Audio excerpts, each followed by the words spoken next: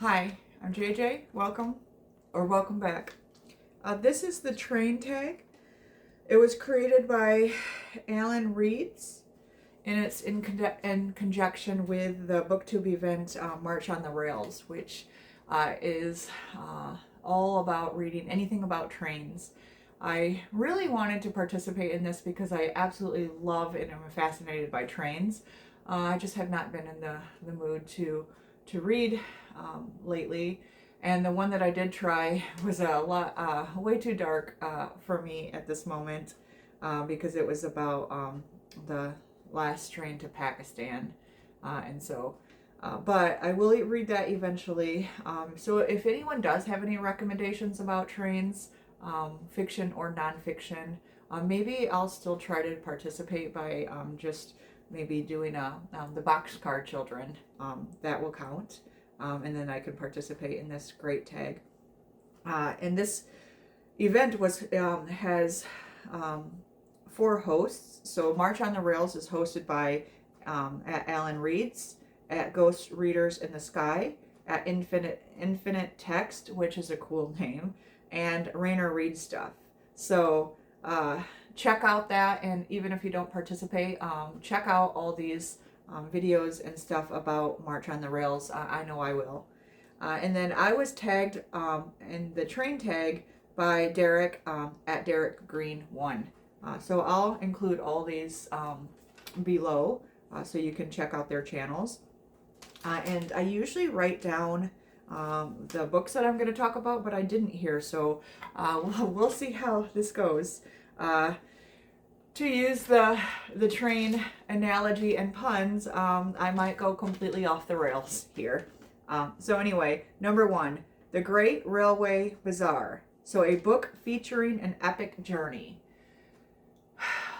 So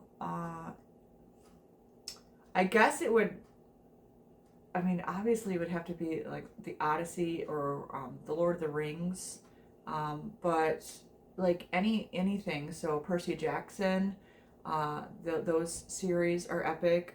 But also, if you're talking about a transformative journey, you can't go wrong with The Count of Monte Cristo. I'm just going to recommend that all the time, ever. Number 2, A Brief Encounter, Still Life. A brief or short book you could read while waiting for a train. I would have to read, I wish I brought books here to talk about. I've been reading some graphic novels and manga, and the one that I've been reading is Tokyo Ghoul. And so that's kind of been on my mind since I was going to read the part 4.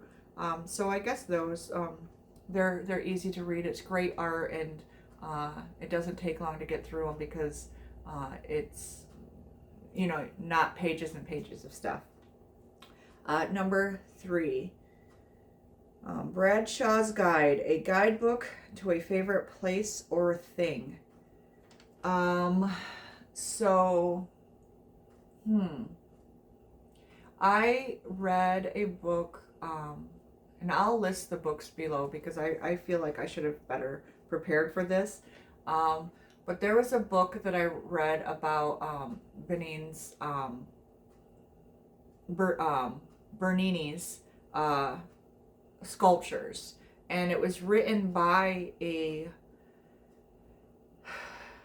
I guess a tour guide who gives tours for the different places that his sculptures are. So like art museums, but also they're in the centers of squares, or they're in cathedrals and stuff. And his work is absolutely beautiful.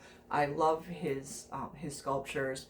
But reading that book from the tour guide point of view, he was talking about the context of it. He was talking about the places that you have to see, and why it was important that it was displayed there. And it was just a great guide. Basically you take that with you when you're going around and check it out, and it was a really fun experience, maybe specifically to me because that's something that I enjoy, but it is something, it is a favorite thing. So number 4, Heartbreak Pass, a romance novel or a Western. Bonus points for a romantic Western.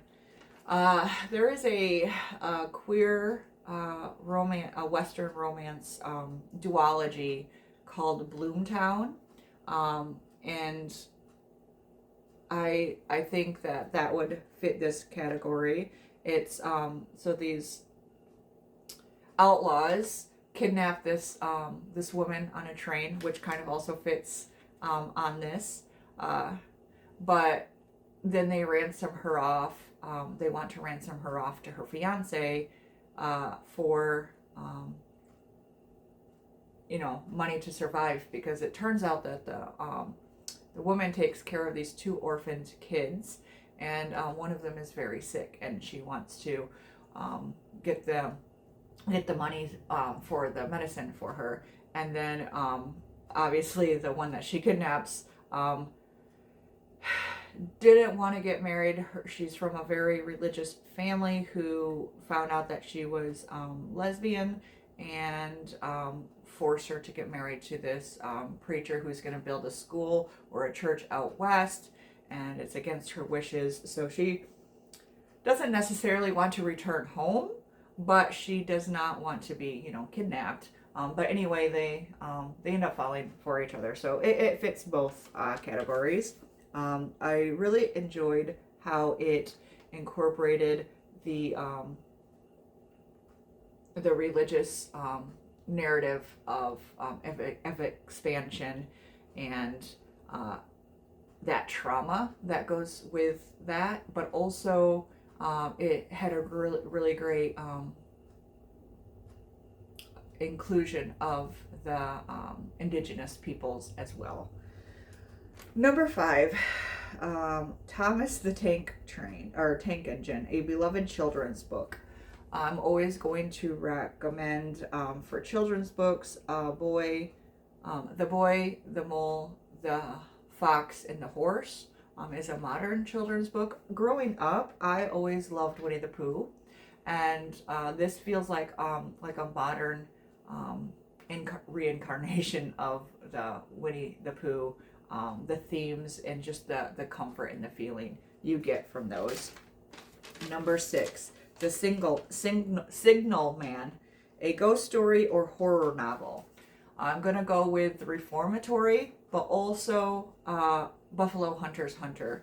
I was never really that into horror stories, and then I started reading Stephen Graham Jones, and I'm going through his backlog of books, and that one, along with The Only Good Indians, have been my favorite so far, but I'm still working my way through.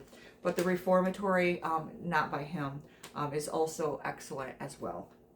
Number 7, Strangers on a Train, a new book that you hope to read this year. It doesn't have to be published this year. 4 books this year. I would go with book 3 of the Echo Archives. It's due out sometime this month, or maybe early next month.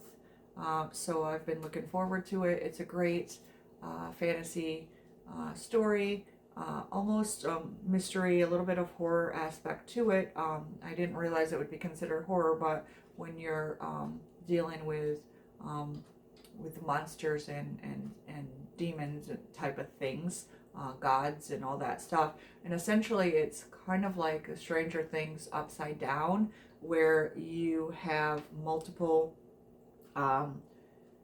alternative realities within the world. I just kind of, the way that I pictured it in my head is like, as you go down a layer, you get to a different version of this reality, except each layer you go down gets creepier, darker, more dangerous, and it's at the very end, it is ruled by gods who are trying to have a tether to this main world so that they can come up here and control and be part of this world. And so it's very unique. I haven't read anything like that, and I've been really enjoying the first two books. They're delightful as well. There's, you know, like humor and sarcasm and stuff, and a found family type of aspect mixed in with all this really fantastic and interesting world building. Number 8, The Mystery of the Blue Train. One book with a color in the title or on the cover. Since I don't have any covers with me, the title.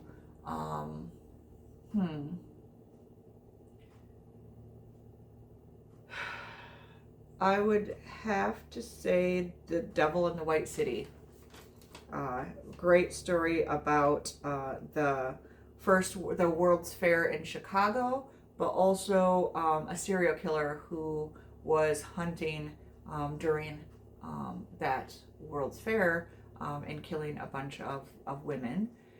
And you get like this dual biography of that killer and what he was doing. You get to understand the women that he was targeting, the people. Not all of them ended up being women at the end, but then also the creation of this fair and what all it took to get into it, and what it, you know, did for the city and everything like that. And so it's a nonfiction book, and it was really good. And then the last one is Tag Others. I'm not sure by the time I post this who will have done this already, so I will just tag a few people down below. So anyway, thank you, Alan Reeds, for this this great conversation and tag, and thank you, Derek, for tagging me. As always, happy reading and have a great day.